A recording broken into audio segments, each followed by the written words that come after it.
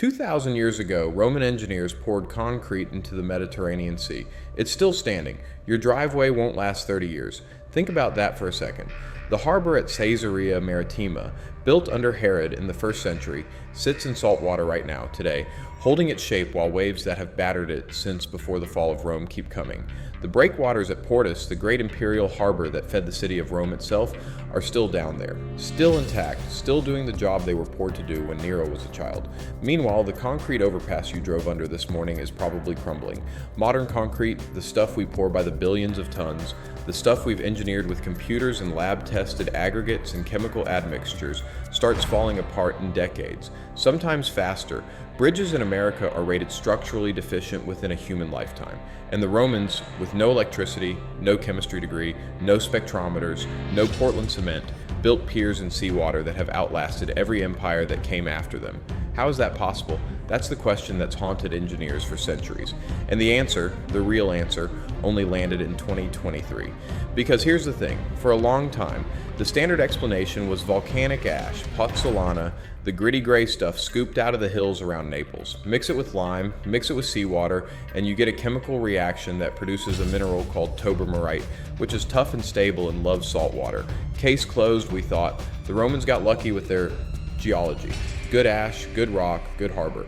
But that explanation never quite worked, because if you actually looked at Roman concrete under a microscope, you saw something weird. You saw tiny white chunks scattered through the matrix, little bright specks. For generations, scholars looked at those specks and basically shrugged. Sloppy mixing, they said. The Romans were great, but they weren't perfect. Some of the lime didn't dissolve all the way. A flaw in the recipe, a flaw. That's what we called it. For 1,500 years, then a team at MIT decided to actually look, really look. They took samples from a 2,000-year-old wall at a Roman site called Privernum, south of Rome, and they put it through spectroscopic imaging and high-resolution scanning. And what they found rewrote everything. Those little white chunks, they weren't a flaw. They were the entire point. The researchers called them lime clasts, and they figured out that the Romans weren't slaking their lime cold and slow, like every engineering textbook for the last few centuries has insisted you must. The Romans were doing something called hot mixing. They were taking quicklime, the raw, reactive, dangerous stuff straight from the kiln, and they were throwing it directly into the mix with the volcanic ash in the water, and it would boil, it would hiss, it would react violently, and it would leave behind those little white specks distributed all through the concrete. And here is where it gets beautiful. Here is the secret the Romans either knew or stumbled into, and we are still arguing about which. Those lime clasts are time bombs, good time bombs. When a crack forms in the concrete, and cracks always form, water seeps in. The water hits one of those embedded clasts. The clast dissolves. It releases a calcium-rich solution into the crack, and that solution recrystallizes right there, right inside the fracture, sealing it shut. The concrete heals itself. It's self-repairing. It has been self-repairing for 2,000 years. Every storm that hit Caesarea, every tide that pulled at Portus, every minor crack that should have grown into a structural failure was quietly closed up by the chemistry the Romans baked into the recipe. The concrete fixed itself while emperors rose and fell, while the empire collapsed, while Europe forgot how to read Latin, while the harbors fell out of use and the world moved on. The concrete kept healing, and we lost the recipe. Completely, for 15 centuries. Think about what that means. Think about the road that knowledge took to disappear. The Romans wrote about concrete. Vitruvius, the engineer who wrote the great surviving treatise on Roman building, describes the materials. He talks about lime, he talks about pozzolana, he talks about ratios, but the specific technique, the hot mixing, the reactive quicklime going straight into the slurry, that detail either didn't make it onto the page clearly, or it got copied wrong by medieval scribes who had never poured a foundation in their lives. Or maybe the masons who actually did the work never wrote anything down at all. Maybe it was a workshop secret. Maybe it was just how you did it, the way every apprentice learned, and nobody thought to record the obvious. And when the empire collapsed, when the great public works stopped getting commissioned, when the masons died and their sons became farmers and their grandsons forgot, the technique went with them. The buildings remained, the recipe didn't. For 1,500 years after that, every concrete the Western world poured was worse than what the Romans had made. Worse. Think about that. We didn't progress, we regressed. We spent a millennium and a half building things that fall apart faster than what a Roman foreman with a kiln and a shovel could make in the year 50. In the 1800s, when Portland cement was invented and modern concrete construction really took off, engineers studied Roman ruins with envy. They saw the longevity, they wanted to replicate it. but they were working off the wrong assumption, the cold mixing assumption, the assumption that those white specks were mistakes. So they kept refining a recipe that was missing the key ingredient. They got faster setting times, they got higher initial strength, they got concrete that could be poured into skyscrapers and dams and runways, but they did not get concrete that could heal itself in seawater for 2,000 years. That technology, that specific piece of human knowledge, was sitting underwater off the coast of Israel the entire time.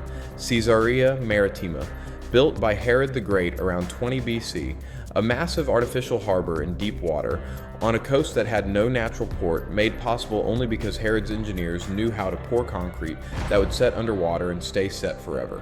The harbor eventually silted up, the city eventually faded, but the concrete is still down there.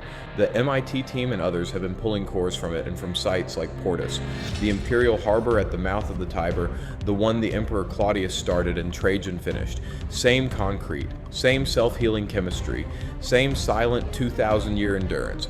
And here's the question that should bother you. How many other things did the Romans know that we lost? How many techniques walked off into the dark when the libraries burned and the workshops closed? We tend to think of history as a line that goes up. Knowledge accumulates, each generation builds on the last. But that's a story we tell ourselves. The real story is messier. The real story includes long, dark gaps where humans simply forgot how to do things. Greek fire, the exact pigment in some medieval stained glass, the specific blade chemistry of certain Damascus steels, Roman concrete, lost, all of it for centuries, lost. And the only reason we have the concrete recipe back is that a few researchers in Massachusetts decided to take a second look at what everyone else had dismissed as sloppy work. They saw the white specks. They didn't call them a flaw. They asked what they were for. And the Romans, across 2,000 years, finally got to answer. The MIT team didn't just identify the process, they tested it. They made fresh concrete using the hot mixing technique. They cracked it on purpose. They ran water through the cracks, and the cracks sealed. In days in a laboratory in 2023, modern researchers watched a piece of concrete heal itself using a recipe that died with the empire of Augustus and Hadrian and Marcus Aurelius. Now imagine what happens next. Imagine bridges that close their own cracks. Imagine seawalls that get stronger as the ocean attacks them. Imagine the carbon footprint of construction dropping because we don't have to keep tearing things down and pouring them again every 50 years. The Romans were not trying to solve climate change. They were trying to build a harbor. But the solution they found, the chemistry they baked into their breakwaters, might be exactly the thing we need now. There's something humbling about that. Something almost embarrassing. The most advanced civilization in human history, we like to think, and the answer to one of our oldest infrastructure problems was sitting in a Roman wall the whole time.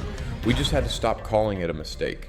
So the next time you walk past a crumbling overpass, or you see a story about a bridge inspection that turned up rust and cracks, and a structure rated unsafe, remember Caesarea. Remember those breakwaters under the water, doing their silent work, century after century, while the world above them changed beyond recognition. Remember that somewhere in the 1st century, a Roman foreman in a sweat-stained tunic stood next to a steaming pile of quicklime and made a decision about how to mix the day's batch. He did not know his concrete would outlast his empire. He did not know it would outlast the next 10 empires. He just knew how to do his job. And we are only now, 2,000 years later, figuring out that he was better at it than we are.